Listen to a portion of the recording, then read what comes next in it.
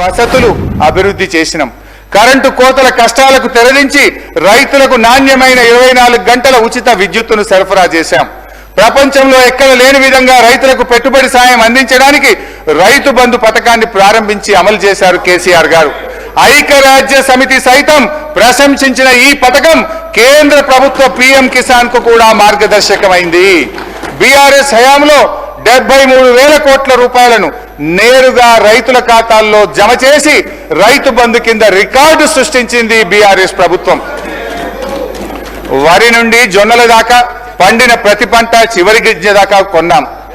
ఏ రైతైనా ఏ కారణం చేతనైనా మరణిస్తే 5 లక్షల రూపాయల ఉచిత బీమా పథకాన్ని, రైతు బీమాను కూడా తెచ్చాం. బిల్లులు లేకుండా కరెంట్ ఇచ్చాం, పన్నులు లేకుండా సాగునీరు అందించాం. ఇట్లా ఇంకెన్నో చేసినాం అధ్యక్ష.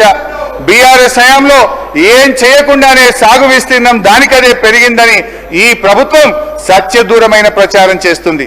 చెప్పేవాడికి చెవుడైనా వినేవాడికి వివేకం ఉంటుంది అధ్యక్ష.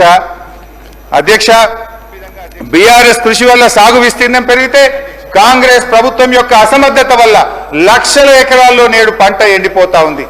పక్క రాష్ట్రం నీళ్లు దోచుకుపోతుంటే నీళ్లు నమిలారే తప్ప నిరోధించలేకపోయారు. పెరిగిన సాగు విస్తీర్ణం బీఆర్ఎస్ ఘనత, ఎండిపోయిన పొలాలు కాంగ్రెస్ ప్రభుత్వ నిర్వాకం. ముఖ్యమంత్రి గారు ఎంత గొప్పగా చెప్తుందంటే ఎండల వల్ల పంట ఎండిపోతుందట. పంటలు ఎండుతున్నది ఎండల వల్ల కాదు, ఈ ప్రభుత్వం యొక్క నేరపూరిత నిర్లక్ష్యం వల్ల ఈ రాష్ట్రంలో పంటలు ఎండుతా ఉన్నాయి. ఈ సంవత్సరం వానలు సమృద్ధిగా కురిశాయి, నదీ జలాల్లో ప్రవాహాలు పెరిగాయి. కానీ నీళ్లను ఒడిసి పట్టడంలో ఈ కాంగ్రెస్ ప్రభుత్వం ఫెయిల్ అయింది. ఎంత దారుణం అంటే అధ్యక్ష, దేవాదుల ప్రాజెక్టుకు సంబంధించి 6 కోట్ల ఓఎండ్ఎం బిల్లులు చెల్లించక ఈ రోజు 600 కోట్ల విలువైన పంట వరంగల్ జిల్లాలో ఎండిపోతా ఉంది అధ్యక్ష. 33 రోజులు మోటార్లు ఆలస్యంగా స్టార్ట్ చేశారు.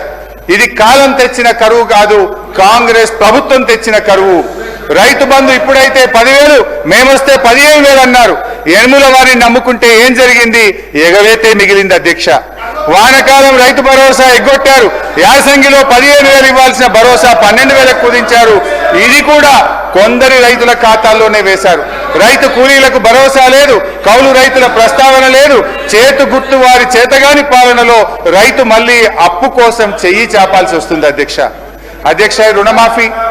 రుణమాఫీ అధ్యక్ష, స్టేట్ లెవెల్ బ్యాంకర్స్ మీటింగ్ లో సంపూర్ణ రుణమాఫీకి ఎంత కావాలంటే 49,500 కోట్ల రూపాయలని చెప్పారు. ఆ రోజు ముఖ్యమంత్రి గారు చాలా గొప్పగా చెప్పారు. ఒక్క సంవత్సరం అవినీతి చేయకుండా కడుపు కట్టుకుంటే 41,000 కోట్లు ఒక్క దెబ్బకు మాఫీ చేయొచ్చని ఆ రోజు చెప్పారు అధ్యక్ష. గౌరవనీయులు భట్టి గారు తన బడ్జెట్ ప్రసంగంలో 31,000 కోట్ల రుణమాఫీ చేస్తామని చెప్పారు. ఈ బడ్జెట్ లోనేమో 20,000 కోట్లు ఇచ్చామంటున్నారు. వాస్తవంగా అయితే అది 15,000-16,000 కోట్లు కూడా చేరలేదు అధ్యక్ష. వాస్తవం ఏమిటంటే అధ్యక్ష, రైతు ఇంటికి బ్యాంకుకు మధ్య ఇంకా తిరుగుతూనే ఉన్నాడు. చివరికి రైతుకు మిగిలింది ఒడువని దుఃఖం, తీరని అప్పు అధ్యక్ష. ఇంకా బాగా అర్థం చేసుకోవాలంటే ఇది వ్యవసాయ శాఖ అధికారుల నుంచి తీసుకున్న లెక్కే చెప్తున్నాను అధ్యక్ష.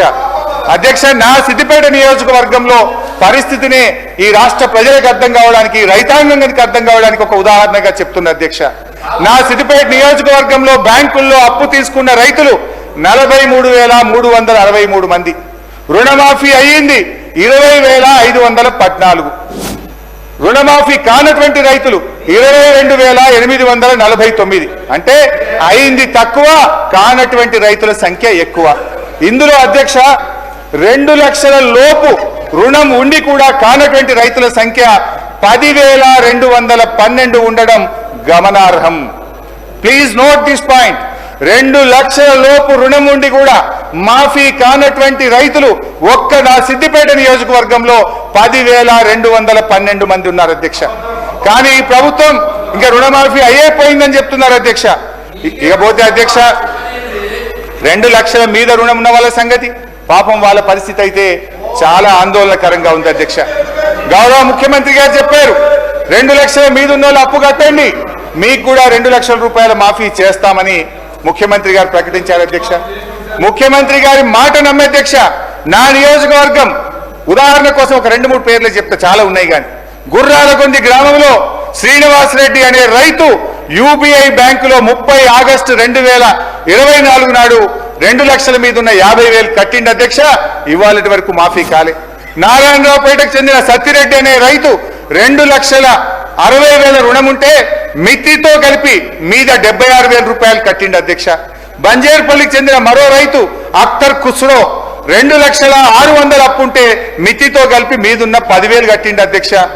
వారికి మరి ఈ రోజు వరకు కూడా ఈ ముఖ్యమంత్రి మాట నమ్మి 2 లక్షల మీద ఉన్న డబ్బు కడితే ఈ రోజు వరకు రుణమాఫీ కాలేదు. కొత్త అప్పుల మీద పడ్డాయి తప్ప మాఫీ కాక ఇవాళ 2 లక్షల పైన ఉన్న రైతులు తీవ్రమైనటువంటి ఆందోళనలో ఉన్నారు. దయచేసి 2 చేతులు జోడించి భట్టి గారిని, ముఖ్యమంత్రి గారిని ఈ రాష్ట్ర రైతుల పక్షాన సవినయంగా ప్రార్థిస్తా ఉన్నా. 2 లక్షల మీద ఉన్న రైతులకు, రుణమాఫీ కానటువంటి రైతులకు అందరికీ కూడా రుణమాఫీ చేయాలని, మీరు ఇచ్చిన మాట నిలబెట్టుకోవాలని చెప్పి నేను ప్రార్థిస్తా ఉన్నాను అధ్యక్ష. అధ్యక్ష అంటే నేను అనేది ఒకటే అధ్యక్ష, ఇప్పుడు లేదు మీరు మాట్లాడుతుంటే తప్పని మీరు మాట్లాడుతున్నారు. నేను భట్టి గారిని అడుగుతున్నా, మదిర నియోజకవర్గానికి పోదామా, లేదు నా సిద్దిపేట నియోజకవర్గానికి వస్తారా, లేదు ఈ రాష్ట్రంలో ఏ గ్రామానికి పోదామో చెప్పండి.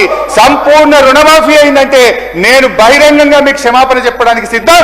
మీరు సిద్ధంగా ఉన్నారా అని నేను అడుగుతా ఉన్నా అధ్యక్ష. ఇవాళ ప్రజలు అర్థం చేసుకుంటున్నారు అధ్యక్ష. ముఖ్యమంత్రి గారు ఆ రోజు ఏం చెప్పిండు అధ్యక్ష, 1 సంవత్సరం కడుపు కట్టుకుంటే ప్లీజ్ 1 సంవత్సరం కడుపు కట్టుకుంటే రుణమాఫీ అవుతుందన్నారు అధ్యక్ష. ఇవాళ కడుపు కట్టుకుంది ఎవరో, అవినీతి ఆకలి అవుతుంది ఎవరికో ఇవాళ వాళ్ళకే తెలియాలి అధ్యక్ష. నీటిపారుదల రంగం గత బడ్జెట్ లో మీరు ఆన్ గోయింగ్ ప్రాజెక్టులు పూర్తి చేస్తామన్నారు అధ్యక్ష. 6.5 లక్షల ఎకరాలకు నీళ్లు ఇస్తామన్నారు అధ్యక్ష. ఒకవేళ 6 ప్రాజెక్టులు పూర్తి చేస్తే వాటి పేర్లు చెప్పండి, ఎన్ని ఎకరాలకు ఆయకట్టుకు ఇచ్చారో చెప్పండి అధ్యక్ష.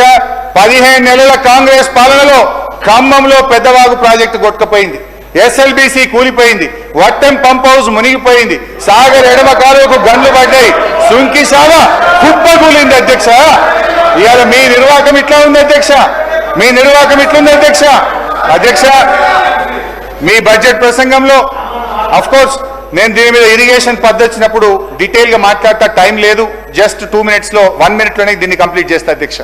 భట్టి గారి బడ్జెట్ ప్రసంగంలో 511 TMCలు ఆంధ్రప్రదేశ్ కు అప్పజెప్పారని చెప్పారు అధ్యక్ష. I have all record with మీ.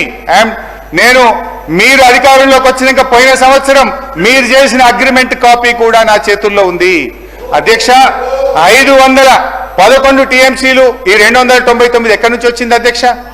ఆనాడు ఉమ్మడి ఆంధ్రప్రదేశ్ లో వీళ్ళే ఆ రోజు మంత్రులుగా ఉన్నారు. మీ నిర్వాహకం ఇది ఏ రకంగా వచ్చింది? ప్రస్తుతం తిరుమలలో ఏపీ సీఎం చంద్రబాబు మాట్లాడుతున్నారు, లైవ్ ద్వారా చూద్దాం.